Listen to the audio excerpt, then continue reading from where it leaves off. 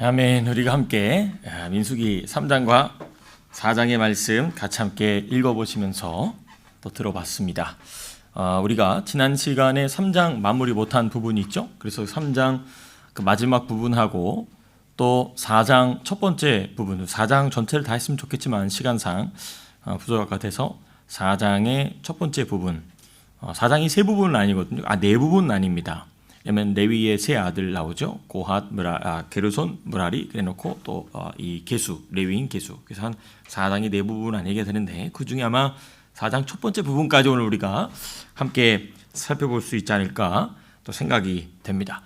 우리가 지난주에 이 민수기 3장 하면서 마지막으로 살펴봤던 것은 시므온과 레위에 대한 이 야곱의 예언이나 다름없는 이 축복, 그렇죠? 그것을 우리가 분석해서 살펴봤고요. 우리는 이제 이어서 이 몇 장입니까? 3장의 마지막 부분이죠. 마지막 부분이라고 하기는 조금 분량이 많죠. 사실상 절반이죠. 14절에서부터 39절까지 내용 이제 우리가 오늘부터 또 살펴보시겠습니다. 14절에서부터 39절. 레위 지파의 계수입니다.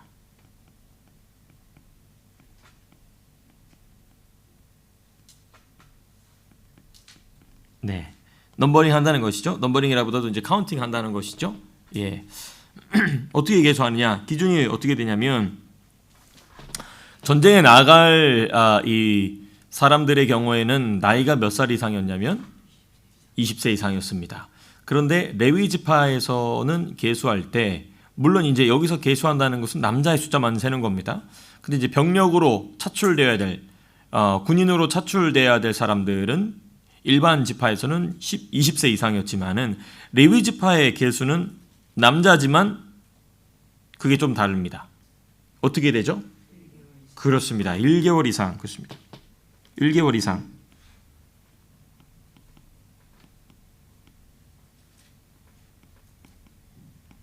1개월 이상 된 남자.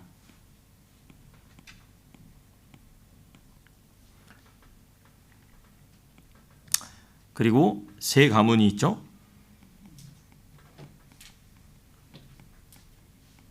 그리고 각 가문의 위치가 나옵니다. 오늘 이제 본문에서.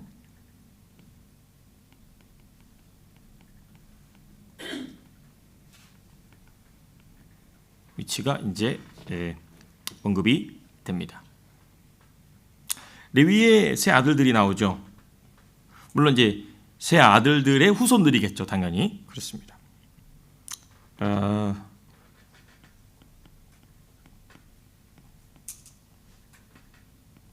세 아들들,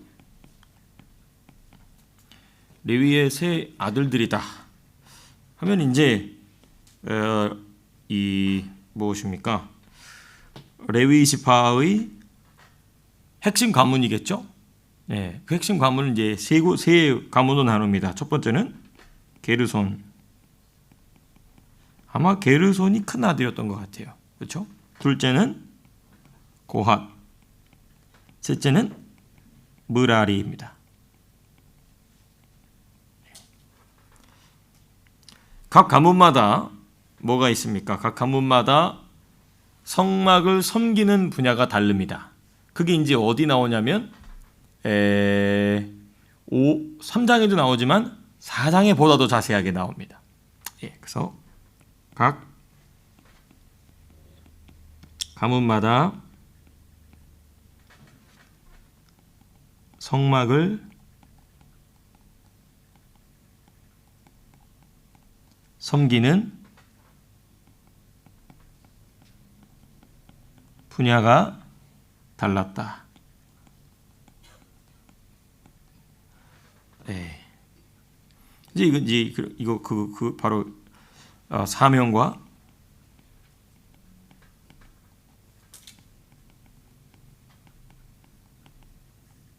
직분과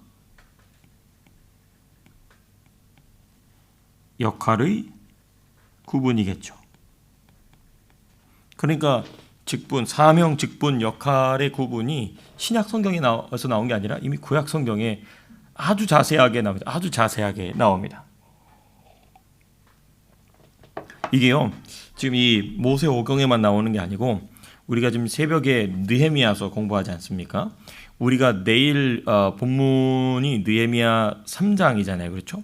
3장 본문을 저는 대충 넘어가려고 그랬어요. 근데 제가 조금 오늘 오전 내내 그거 붙잡고 공부를 해보니까 느헤미야 대단한 사람입니다.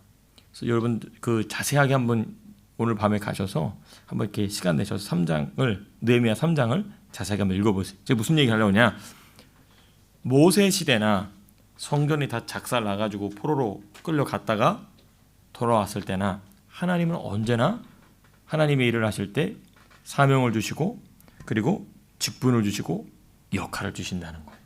이게 참 중요한 부분입니다.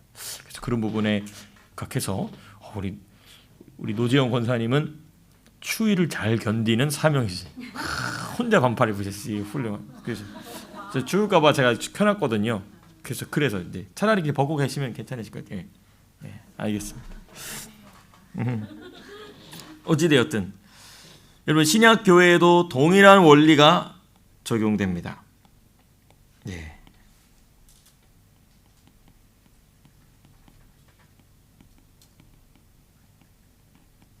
신약 교회에도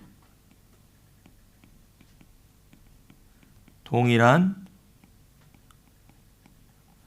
원리가 적용된다. 예. 예를 들면 이런 거겠죠. 예를 들면 사도들만 보더라도 사도들의 역할. 예를 들면 예수님께서 제자들을 부르실 때의 모습을 보면 그게 그 사도가 장차해야 될 일이 드러나게 됩니다. 예를 들면 베드로는 사람 낚으려다가 물고기를 낚으려다가 밤새는데 실패했어요. 그렇죠? 그런데 예수님이 가서 명하는 데 가서 하니까 왕창 물고기를 건지죠. 마찬가지로 너가 지금은 사람이 먹고 없어져 버리는 물고기를 낚았느냐? 이제는 뭘 낚으리라? 사람 낚는 어부가 되게 하리라. 하나님, 예수님 말씀하시죠. 또 요한은 뭐 하고 있었습니까? 예수님 부르심 받을 때? 네? 당연히 사도 요한이겠죠? 그렇습니다. 그물을 깁고 있었습니다. 우리 교회는 수준이 높아요. 그물을 깁고 있었어요. 그런데 사도 요한이 나중에 그런 사역을 해요. 그물이 무엇입니까? 사람을 낚는 물고기를 낚는 게 이제 그물이잖아요. 그렇죠? 그와 같이 사람을 낚는 그물은 뭐냐? 교회입니다. 근데 교회에 구멍이 나는 거죠. 그 구멍이 뭐냐? 이단입니다.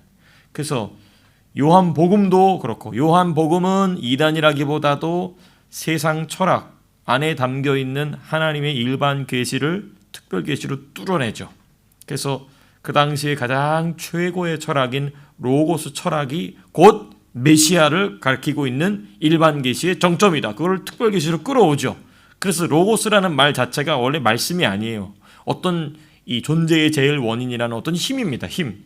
근데 거기에 인격을 부여해야 하죠. 인격체이시다. 그게 인격체이시다. 그걸 이제 요한복음이 말하고, 그리고 요한 1, 2, 3서 같은 경우는 이제 이단에 관한 논박이 이어지게 됩니다. 그렇게 하는 것입니다. 사도들의 역할을 보게 되면 그렇게 사명과 직분과 바울은 뭡니까? 자기는 누굴 위한 사도다? 이방인을 위한 사도다. 다 이렇게 분야가 달랐다는 것입니다. 또 뭐가 있을까요? 이거를 어떻게 또 구분이 되냐면 하나님 주신 고유의 성품이 있어요. 성품. 근데 성품이 이게 기질적으로 선천적으로 태어났을 때부터 기질이 있어요. 기질. 예. 우리 제 여동생의 아들은 걔가 굉장히 기질적으로 근엄해요. 표정이 없어요. 이렇게 표정이 없어. 걔가 근엄하게 있어요. 근엄하게 있어요. 그치? 사진 하나 보여드릴까요? 나 이거 자꾸 이게 보여드리고 싶어가지고 내가 어디 갔을까? 이거 어제 찍은 사진이에요. 아주 이게 자세 자세가 근엄하잖아요. 300의 기념 근엄하잖아요. 아주. 나는 한 2살 정도 된 줄 알았는데 아직 300회밖에 안 됐대. 잘생겼죠. 얘가 근데 근엄해요. 아주 그냥 표정도 너무 귀엽고 그렇습니다. 또 뭐가 이렇게 좋대. 소리가 안 나는데. 네, 어쨌든 그렇습니다. 얘 기질적으로 그래요. 그래서 이게 하나님 선천적으로 주신 게 있고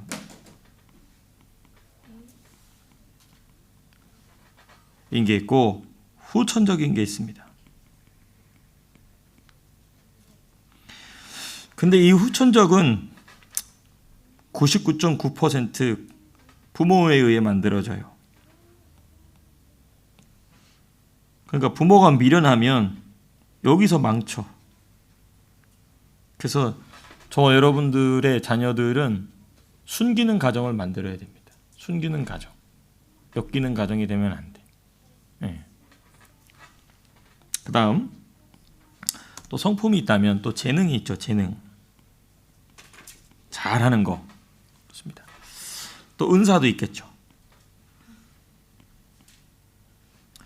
등을 따라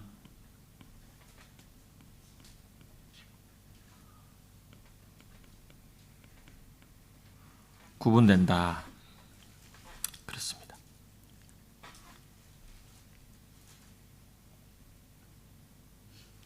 그러니까 이게 참 여기 중요한 부분입니다. 이거 너무 중요한 부분이에요. 이렇게. 그래서 우리 사랑하는 성도님들의 자녀들이 하나님이 주실 그들의 자녀들을 잘 길러낼 수 있기를 위해서 좋은 배우자를 만나는 게 참 중요합니다. 좋은 배우자를 어떻게 만나냐? 내 자녀가 좋은 배우자가 되면 좋은 배우자를 만나요. 그렇습니다. 제가 몇 번 말씀드렸죠. 제가 청년으로 있을 때 착각에 빠져 살아가는 자매들에게 얘기하죠. 자기는 보아스 같은 형제를 만났으면 좋겠대. 보아스가 나이 많은 거 알죠, 누나? 보아스 나이 많은 거 알죠? 예. 보아스를 만나고 싶으면 룻이 돼야 되는데 누나는 룻이 아닌 것 같은데 막 이제 그랬었죠. 자매들 막 이렇게 제가 막 그렇습니다. 그래서 참 중요하다. 요즘 더 많이 느끼게 되는 것 같습니다. 이 성품이 중요하구나. 왜냐하면 이 성품이 어떻게 되어 있느냐가 재능이 어떻게 발현되게 하느냐를 결정지어요. 그렇습니다. 또 성품이 어떤 상태에 있느냐, 그 아이의 성품이 어떻게 되어 있느냐가 그 아이가 은사를 꺼내내는데 수월하냐, 아니면 한참 오래 걸리다가 간신히 그냥 꺼내는 둥 마내는 둥 하느냐, 그 결정합니다. 그렇습니다. 참 중요한 부분이겠죠. 나중에 또 필요한 부분 본문이 나오게 되면 또 이 부분도 자세하게 공부하도록 하겠습니다. 자, 그 다음에 이제 우리가 이 3장의 마지막 부분에서 또 주목하여서 봐야 될 부분이 뭐냐, 바로 레위 지파, 세 지파의 각 가문의 위치가 있습니다. 왜냐하면 12지파도 동서남북 위치가 있었잖아요. 그렇죠? 마찬가지로 레위 지파도 그런 위치가 있습니다. 레위 지파의 각 가문의 위치가 나옵니다. 무엇을 중심으로? 성막을 중심으로죠.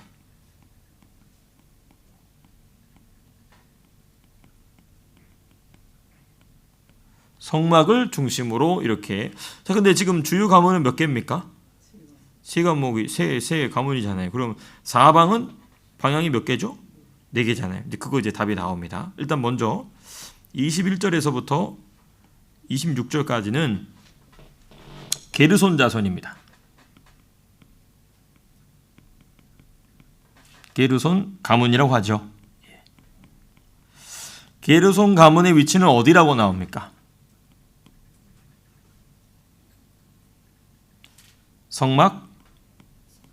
그렇습니다. 서쪽. 이 서쪽인데 뒤쪽입니다. 사실. 왜냐면 그 방향이 어디라는 거예요 지금? 동쪽으로 간다는 거죠. 그러니까 동쪽으로 가기 때문에 서쪽이 뒤가 되는 거겠죠. 예. 동편으로 간다는 겁니다. 그래서 나중에 보면은 이 게르손 자손은 뒤편으로 가고라고 얘기해요. 그러니까 기본적인 방향은 동쪽으로 간다. 예. 해 뜨는 쪽으로 간다는 거죠. 성막 뒤라고 얘기할 수 있겠죠.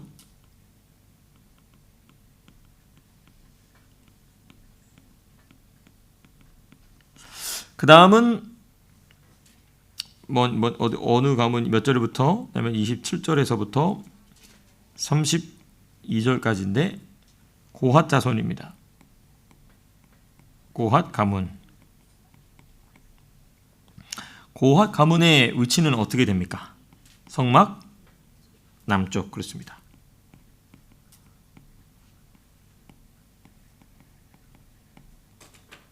이거 보면 참 하나님께서 이스라엘 백성이 어디에 누가 가 있어야 될지를 아주 세밀하게 정해 놓으셨다는 것을 우리가 이제 발견하게 됩니다. 심지어 이제 우리가 4장 공부해 보면요, 이 각 가문이 무슨 일을 해야 될지를 다 정해 놓으셨, 아주 세밀하게 정해 놓으셨습니다. 자, 그다음에 이제 33절에서부터 37절은 무라리 가문입니다.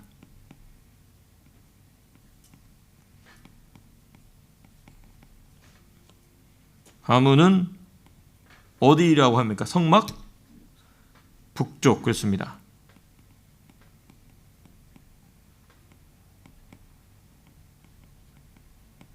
성막 북쪽에 무라리 자손이 자리한다. 이제 문제는 이제 마지막 남은 동편이잖아요. 그렇죠? 동편에서 뭐라고 돼? 몇 절이냐면 38절에서부터 39절. 그렇죠? 거기에 누가 있는다고 얘기합니까? 그렇습니다. 모세와 그렇습니다. 아론의 아들들.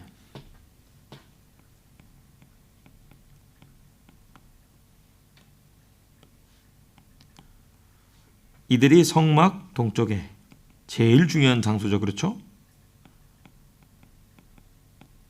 성막 동쪽에, 그러니까 이 이스라엘 진영 동쪽에는 누가 자리 잡고 있습니까? 대장이 누구죠? 유다죠. 유다 지파죠. 그 다음에 이스라엘 진영 동쪽에서 계속 서쪽으로 쭉 가다 보면은 누가 나오는 겁니까? 모세와 아론과 아론의 아들들이 지키고 있는 것이죠. 거기 넘어가면 죽여버리는 거예요. 그래서 가까이 오는 자는 죽여버리라는 겁니다. 함부로 하나님의 이 성막 뜰 안으로 들어가지 못하게 이렇게 막아놓는 것이죠. 그리고 동편문이 있고 그 다음에 이제 쭉 그 안에 성막 이 성막 그 벽 있지 않습니까? 세마포 벽 안에 이제 이렇게 쭉 있는 것이죠. 그렇습니다. 하나님께서 이렇게 자세하게 이스라엘 백성 중에서 특별히 레위 지파의 위치를 정해 놓으셨다는 것입니다. 하나님께서 이렇게 레위 지파의 위치를 정해 놓으셨다면 레위 지파의 역할을 해야 될 성도들의 위치도 당연히 정해 놓으셨겠죠. 그렇죠? 참 중요한 부분입니다. 자, 근데 그 부분은 우리가 충분히 다른 부분에서 강조했기 때문에 이 3장의 마지막 부분인 이제 40절에서부터 51절까지 장자로 구별된, 당연히 하나님께 구별된 거죠. 하나님을 위해, 하나님을 향해, 하나님께 구별된이겠죠. 당연히 구별된 레위 지파. 레위 지파가 어떻게 장자로 선택이 되었는가, 장자와 같이 역임을 받게 되었는가는 우리가 지난주에 충분히 야곱의 저주와 다름없는 예언을 누구는 극복하지 못하고 누구는 극복했다 이것입니다. 그렇죠? 참 이게 하나님의 은혜가 오묘합니다. 그렇죠? 막 저주를 퍼부었어요. 그런데 그 저주를 마땅합니다 하고 나아가는 자는 저주를 이기게 하십니다. 이게 하나님의 은혜죠. 우리가 그런 은혜를 받았다는 게 너무 감사하지 않습니까? 하나님의 축복은 축복대로 임하고 저주를 그렇습니다. 저주받기에 마땅한 자입니다라고 또 그걸 인정하는 자는 또 축복이 되고. 하나님이 지는 장사야. 결론적으로 보면 별로 공감이 안 되시는데 하나님이 지는 장사. 그렇죠. 어쨌든 40절에서부터 45절 먼저 보시겠습니다. 40에서 45절. 이스라엘 모든, 여기서 이제 12지파 전체입니다. 모든 지파의 장자들을 계수합니다.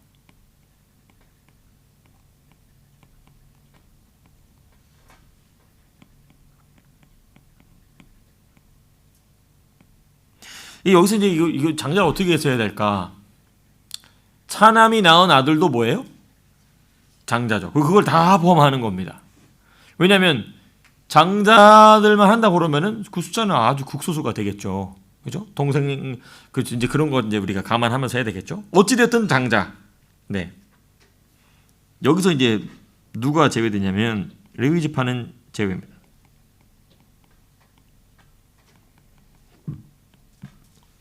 제외.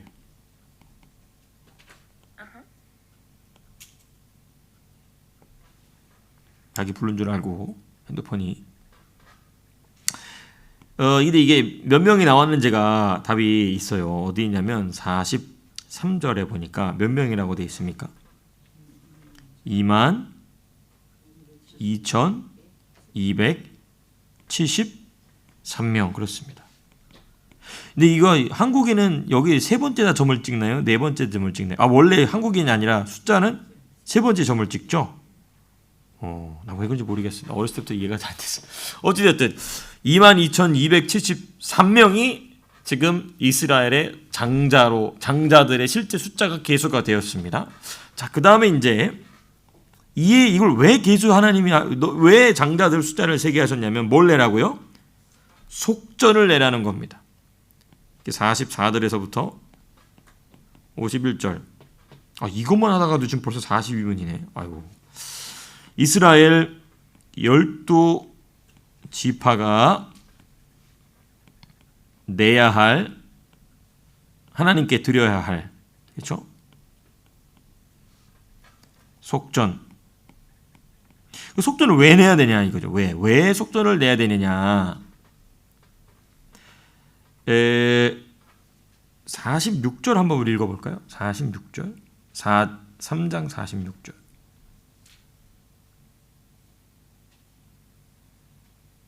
같이 읽겠습니다. 시작. 이스라엘 자손에 처음 태어난 자가 레위인보다 273명이 더 많은즉 47절 47, 48 시작. 한 사람에 5세겔씩 받되 성소의 세겔로 받으라. 한 세겔은 20계란이라. 그 더한 자의 속전을 아론과 그의 아들들에게 줄 것이니라. 아멘. 이게 참 재밌는 부분이죠. 12지파의 장자의 수가 레위인보다 몇 명이 더 많았다고요? 그렇습니다. 이거 좀 정리해 보겠습니다.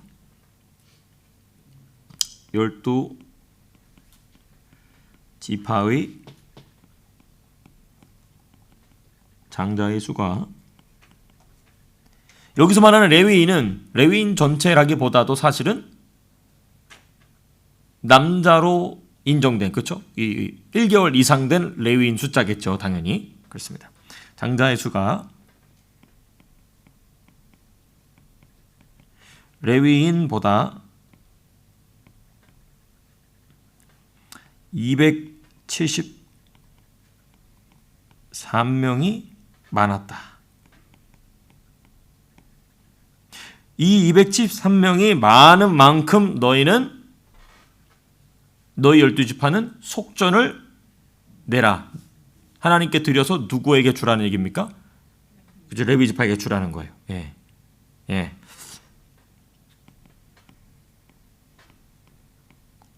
한 사람당 몇 세겔이라고 하면 5세겔이죠. 해서 계산 하여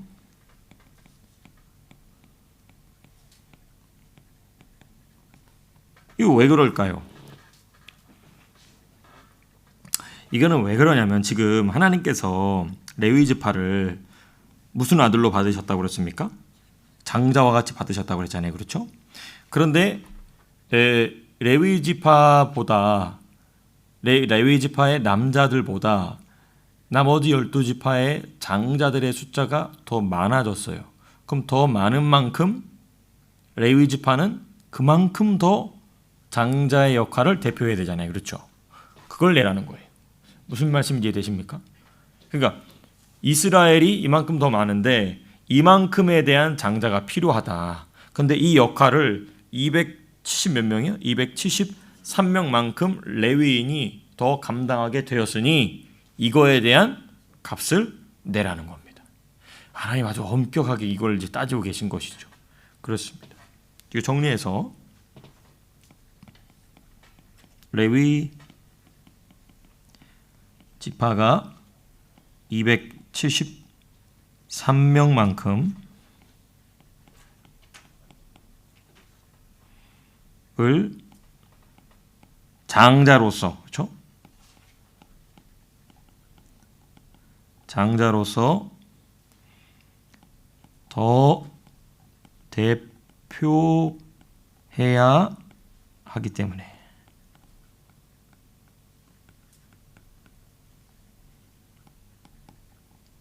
그렇습니다. 그만큼 네. 그래서 그 말씀이 이제 41절에 가면 나오잖아요. 그렇죠? 41절 우리 같이 한번 읽겠습니다. 41절 시작. 나는 여호와라 이스라엘 자손 중 모든 처음 태어난 자 대신에 레위인을 내게 돌리고 또 이스라엘 자손의 가축 중 모든 처음 태어난 것 대신에 레위인의 가축을 내게 돌리라. 그렇습니다. 그러니까 좀 요 레위인의 그 이스라엘 모든 자손의 가축 중에 처음 태어난 거를 지금 하나님께 드려야 되는데 하나님께 드리지 않고 누구 걸 받는다는 겁니까? 레위인 걸 받는다는 거예요. 그렇죠? 그러니까 이만큼 지금 레위인들은 더 드려야 되는 거잖아요. 273명만큼 더 드려야 되는 거란 말이에요. 사람 숫자도 그렇고 짐승 숫자도 그렇고 그거에 대한 값을 내라는 것입니다. 무슨 말씀인지 좀 이해가 되십니까? 네, 그렇습니다. 이게 왜 그래? 이게 왜 이걸 하나님께서 이걸 이렇게 중요하게 여기실까? 네, 이거 기록을 해볼게요. 먼저 성경 구절 모든 처음 태어난 자 대신에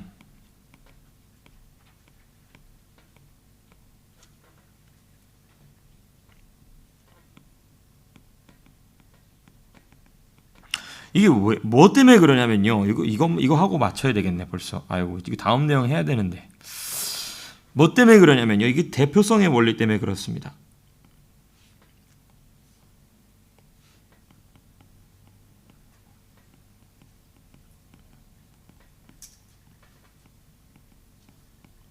여러분 대표성의 원리는 무엇으로 직결될까요? 한번 생각해 보시겠습니까? 대표성이 왜 중요할까요? 우리 죄의 문제와 생각해 본다면 어떻게 될까요? 대표성은? 네? 대속의 문제와 직결이 됩니다. 대속, 그렇죠? 대표성의 원리는 대속의 원리와 직결돼요.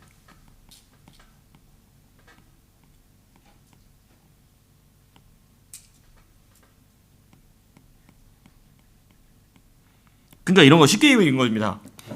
예수님이 우리를 대표하실 수 있느냐 없느냐의 문제는 예수님이 우리를 왜 대신 죄를 속하실 수 있느냐 없느냐, 대속 제물이 되실 수 있느냐 없느냐를 결정짓죠.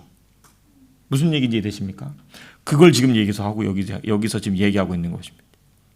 그러니까 성경에서 보기에 이 대표성의 원리, 그러니까 10분의 1이 나머지 10분의 9를 대표하느냐 대표하지 않느냐를 하나님께서는 보시는 것입니다. 그거 정확하게 드리라는 것이죠. 10분의 1만큼 더 드렸으면 더 드렸지 덜 드리면 더 이상 그것은 대표성의 가치를 잃어버린다는 것이죠. 그 대표성의 가치를 잃어버린다는 것은 무엇과 직결되느냐? 예수님이 나를 대표하신다는 것과 직결적으로 연결이 돼버리는 겁니다. 아주 중요한 원리입니다. 예. 심지어 곡식에서도 한 움큼은 사람마다 다 달라요. 그렇죠? 그런데 어찌됐든 하나님께서 한 움큼을 그 나머지 전체 그 플라워의 그 모든 그 이 무엇입니까? 그 이 곡식 가루의 전체를 대표한다고 보시는 것이죠. 이 대표성의 원리 때문에 하나님께서는 이 속전까지 해서 아주 정확하게 그것에 대한 값을 치르게 하시는 것입니다. 왜 그러냐면 이게 대속의 원리, 곧 예수님의 이 대속의 원리는 곧 무엇으로 그런 거로 연결되느냐? 예수님의 대속, 십자가 사건. 하나님 보시기에 예수님의 대속이, 예수님의 십자가 사건이 과거와 현재와 미래의 모든 사람, 특별히 그 예수님을 의지하고 믿기로 인정하는 그 모든 자의 죄를 씻기기에 충분하냐, 충분하지 못하느냐를 결정짓는다는 것입니다. 그렇습니다. 조금 이게 신학적으로, 구약 신학적으로 조금 어려운 속죄 신학과 연결되는 부분이 어찌됐든 이 대표성의 원리 때문에 하나님께서 그래서 여러분 이게 세 가지가 참 중요합니다. 첫 번째는 11조 문제죠. 11조 문제. 이거는 아주, 그러니까 11조 들여대고 안 들여대고 뭐 이렇게 타협한다는 것 자체가 사실은, 그래서 이거를 11조를 내서 구원받는 건 아니지만, 그렇죠? 11조 내야 구원받는다. 그럼 그 이단이죠. 그건 율법주의죠. 그건 가짜입니다. 그렇지만 진짜 구원받은 사람은 11조를 뭐 할 수밖에 없다? 드릴 수밖에 없다는 것이죠. 왜? 대표성의 원리 때문에 그렇다는 것입니다. 또 주일입니다. 주일을 지키는 것. 주일을 지킨다고 구원받는 건 아니에요. 그렇죠? 그렇지만 참되게 구원받은 사람은 주일을 범할 수가 없다는 것이죠. 왜? 대표성의 원리 때문에. 너무너무 중요합니다. 그다음에 세 번째가 뭐냐? 의지입니다. 의지의 반납. 그죠? 의지를 반납하여 순종할 수 있느냐? 순종할 수 있느냐? 순종한다고 해서 구원받는 건 아니에요. 그렇죠? 그렇지만 구원받은 사람은 뭐 할 수밖에 없다? 순종할 수밖에 없다. 왜? 대표성의 원리를 따라. 그렇습니다. 그래서 이 부분이 이제 우리가 이 속전에 담긴 중요한 또 성경적, 신학적 원리를 우리가 좀 살펴봤습니다. 저는 꿈이 야무지게 해가지고 지금 이제 4장 멋지게 또 끝내야지 했는데 참 4장 시작도 못하고 벌써 7시 52분이 되어서 8분 동안 뭘 하기에는 좀 다음 주에 이걸 진행하기가 좀 애매할 것 같아요. 그래서 일단은 4장 시작하는 건 다음 주로 미루도록 하고요. 혹시 3장 마무리하면서 질문 있으신가요? 예, 없으시면은 제가 기도하고 마치도록 하겠습니다.